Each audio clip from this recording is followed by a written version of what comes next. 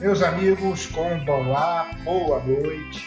Hoje é segunda-feira, 31 de agosto de 2020, nosso encontro de número 87. Eu acabei de ouvir uma notícia ali, se não for uma falácia, se não for tendenciosa notícia, teoricamente está reduzindo um pouco a pandemia do coronavírus. Vamos torcer para que seja verdade. Na nossa última aula, nós falamos de falácias, de sofismas de dedução.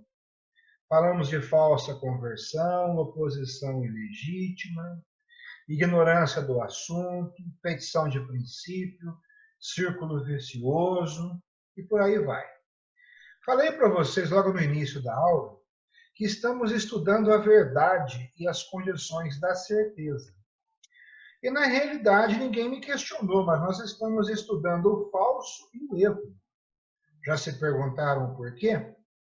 E alguns de vocês poderiam perguntar também, por que aprender lógica, dialética na arte marcial?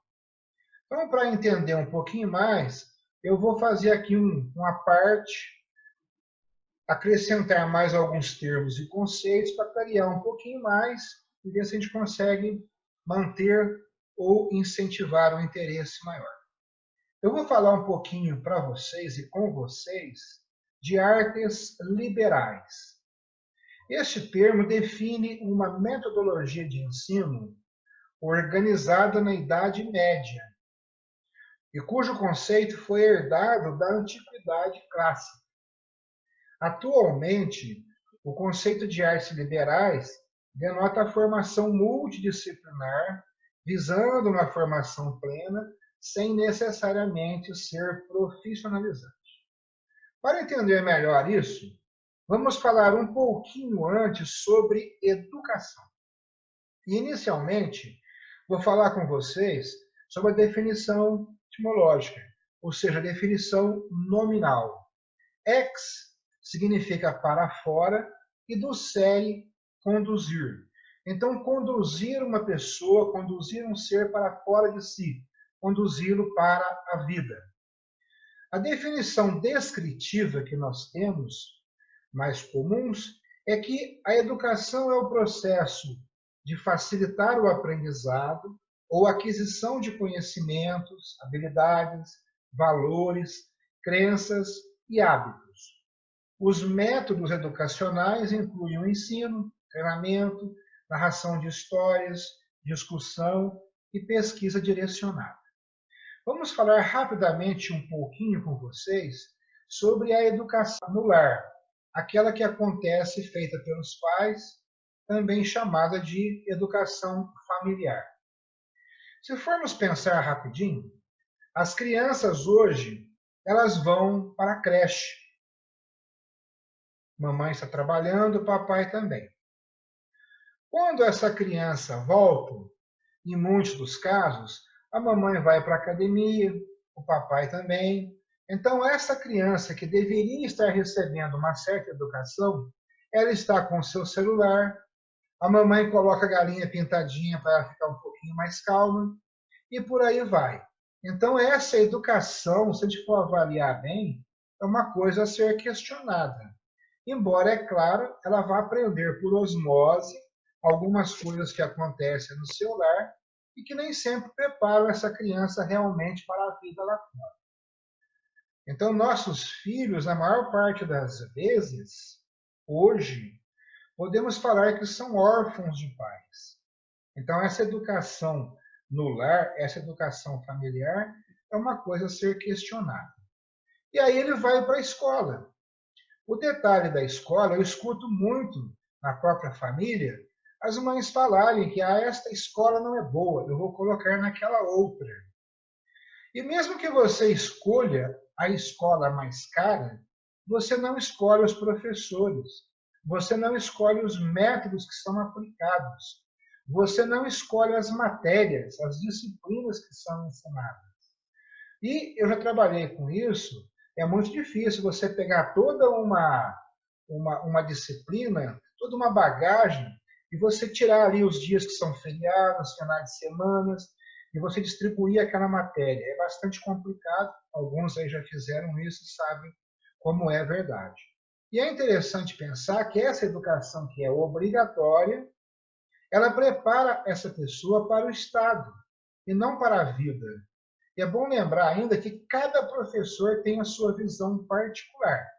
Então, a meu ver, embora ela possa ser uma educação muito boa, ela não é ex do ela não prepara a pessoa necessariamente para a vida.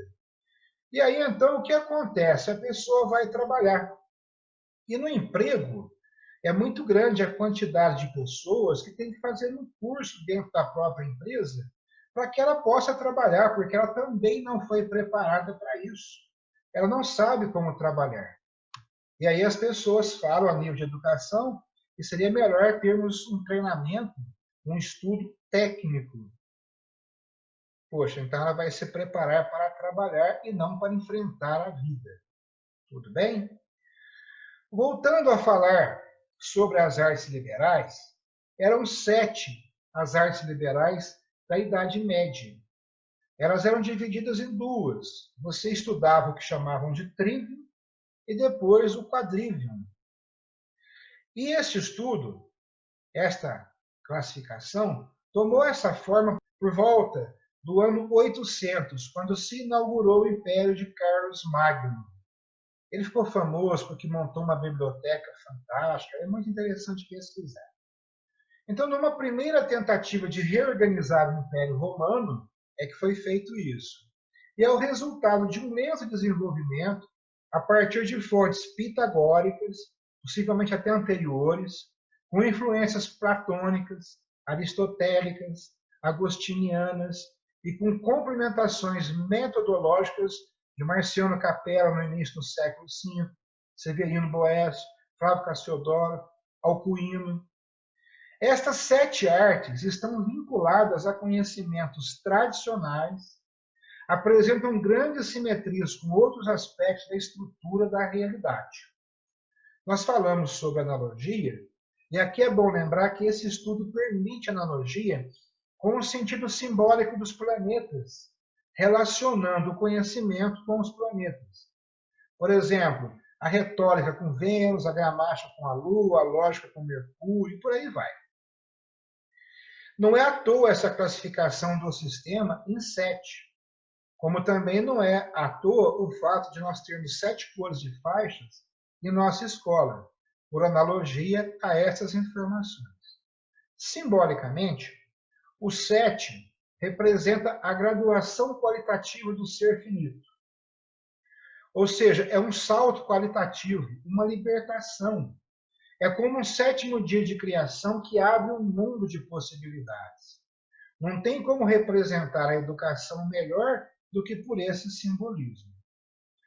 Se compararmos o sistema educacional moderno e os seus resultados com a pedagogia dos 7 artes liberais e seus resultados, é incalculável a superioridade de um sobre o outro. De novo, se compararmos o sistema educacional moderno e seus resultados com a pedagogia das 7 artes liberais e os seus resultados comparando com o atual, é incalculável a diferença.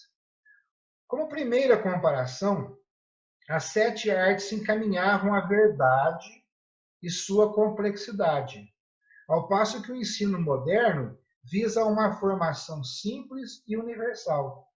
Então, somente na medida em que, conforme iria querer um Protágoras e um Gorgias, sofistas, né, tem o homem individual como medida de todas as coisas. E isso não é possível para se chegar a uma verdade universal. Daí que, antes de tudo, o jovem medieval que pudesse ou quisesse estudar as 7 artes, ele se capacitava para a sabedoria adquirida realmente nas universidades. Ao passo que o jovem atual, sempre obrigado a cursar o ensino primário e secundário, não se capacita nem para conhecer a si mesmo enquanto medida de todas as coisas. É assustador pensar que aquele jovem medieval se distinguisse por buscar algo superior a ele mesmo, porque de fato a nossa alma só repousa na verdade, enquanto que o jovem atual é cada vez mais egocêntrico. E este egocentrismo é firmado no conhecimento que parece mais um espelho deformado e idealizado dele mesmo. Daí que a gente fala da Matrix, de ser uma verdadeira Matrix. É por isso que nessa época, lá atrás, surgiram sábios verdadeiramente universais. E podemos aqui citar vários nomes. Enquanto que hoje só surgem especialistas tão especializados que de fato perdem de vista a universalidade da verdade. Eu já falei para vocês, especialista é um cara que conhece cada vez mais de cada vez menos. Você procura um médico, ele não tem mais uma noção do geral, ele vai afundando num ponto, dificilmente consegue ter uma visão do todo. Então vamos falar novamente um pouquinho do que já falamos em aulas anteriores, para recordar. Vamos falar um pouco de dialética. A dialética possui diversas interpretações, quase uma para cada filósofo. Para Platão, a dialética é um dos principais caminhos para a verdade. A discussão onde se questiona e, através da argumentação, chega-se à conclusão de onde enxergaríamos a verdade. Para Aristóteles, a dialética é a elevação do diálogo, onde as discussões são superiores e em busca de uma verdade maior, mas que infelizmente nunca poderiam ser provadas, segundo alguns pesquisadores. Para Immanuel Kant, a dialética é como um delírio. Ele defendia o questionamento do real e racional de modo imediato como é interpretado. Talvez a dialética hegeliana seja mais estudada em tempos atuais. Ele dedicou boa parte de suas obras para tratar a dialética, tendo até termos próprios para ela. Hegel interpreta a dialética em 3 pontos fundamentais. Tese, que corresponde ao assunto tratado e questionado. Antítese, que corresponde à definição detalhada ou negação da tese. E a síntese, que corresponde a um resultado, uma nova interpretação dos fatos apresentados, uma nova visão da verdade que não era enxergada até então. Vamos falar um pouquinho agora sobre a retórica. A retórica, diferentemente da dialética, reserva-se à ciência e à arte de argumentar, discursar e persuadir. Aristóteles dizia até que retórica e dialética eram opostas. Então, a divisão sutil entre retórica e oratória, uma nascida da outra, seria o foco da retórica grega, está na argumentação, e a da oratória romana será a eloquência. A retórica é dividida, então, em ethos, patos e logos. O ethos, as técnicas e conceitos que o orador utiliza para convencer e influenciar o público sobre sua qualificação e dominância do assunto, aspectos sociais, postura entre diversos outros fatores conscientes e subconscientes influenciam o ouvinte. No patos, o uso de características que denotam emoção, fervor ou até paixão para influenciar o julgamento do ouvinte. Seguindo diversas técnicas para despertar esses sentimentos na plateia, manter a atenção e causar entusiasmo. E o logos, a aplicabilidade no uso da razão, verdadeira ou não, para construir credibilidade e demonstrar veracidade ao discurso. Demonstrar domínio do tema com a construção de uma rede de informações, trazendo características e dados, causando aceitação e credibilidade dos argumentos. Complementando agora com a lógica. Essas duas artes liberais que eu citei, a retórica e a dialética, seriam nada se não fosse uma terceira e mais importante ainda, a arte liberal, que é a lógica. Sem a lógica, as argumentações, questionamentos e conclusões, tanto das divagações filosóficas e metafísicas da dialética, quanto dos estudos políticos e tratados civis da retórica, não teriam sentido. Se não fosse a lógica, todos esses tratados não teriam significado. A sua argumentação seria um erro, uma linha de raciocínio falso que não passaria da mais simples demagogia para convencer uma plateia ou vencer um discurso. E não buscar a verdade e questionar os fatos, como é o sentido mais antigo dessas artes. Com relação a essa linha de raciocínio falsa, com um objetivo torpe ou desonesto, os antigos já tinham conhecimento disso e foram eles que criaram o termo falácia. Então, a falácia é a lógica falsa, é a falsa lógica. A argumentação insistente que convence, parece verdadeira, mas que usa de uma lógica incorreta e inconsistente. Essas argumentações são mais frequentes e próximas do que se imagina. Nós usamos quando tentamos convencer alguém sobre o nosso ponto de vista. Sem dúvida, usamos ou ainda usaremos argumentos falaciosos. O objetivo de buscar e questionar as dúvidas dos grandes filósofos, a troca de ideias entre pessoas ou a resolução de um problema, fugir da lógica falaciosa, é sem dúvidas um caminho que te levará para mais próximo da verdade. Caminho. Quando falamos em caminho, pensamos em dor, pensamos na nossa jornada. A arte marcial é sempre citada como uma forma de educação e comunicação. E posso afirmar com certeza, isso afirmação minha, que a retórica, a dialética, a lógica deveriam ser os assuntos mais tratados na arte marcial. Da mesma forma que na filosofia. Porque é sempre alguém tentando negar o outro e evoluindo a partir daí. Talvez na mesma proporção em que são citados e discutidos falaciosamente. Então, prestem bem atenção. A primeira condição para entender profundamente algumas coisas que foram ditas aqui hoje é entender que ensinar retórica, dialética e lógica fazia parte de um verdadeiro projeto de educação, de que não há nada equivalente no mundo moderno. Está aí o elo de ligação. Tá? Encerramos aqui por hoje e amanhã voltaremos a falar sobre as falácias, na sequência em que já estávamos trabalhando. Desculpem, eu falei muito? Não, tranquilo. Eu achei bastante interessante essa parte dos planetas e a ligação com as cores de faixa. Eu não fazia ideia. Se tiver mais alguma coisa para falar disso, alguma outra aula, eu gostaria. Sim, na realidade, a minha intenção primeira era que as 100 primeiras aulas todos estivessem participando ativamente para acompanhar conceitos básicos. E a partir da 100ª estaríamos aplicando de fato, bem objetivamente ao karatê, e nenhum dos termos seria percebido superficialmente. Eu comentei com vocês que eu quero falar sobre os símbolos que usamos na academia. E vamos falar desde o primeiro símbolo que utilizamos lá atrás. Esse seria o símbolo da Osaka. O grande problema é que estes conhecimentos que eu estou passando para vocês tem que agregar mais algumas informações e, somando essas informações, será possível entender com facilidade aquele emblema, porque ele resume tudo isso que eu estou falando para vocês. E aí, partindo dele, chegarmos ao nosso emblema atual, nosso logo atual.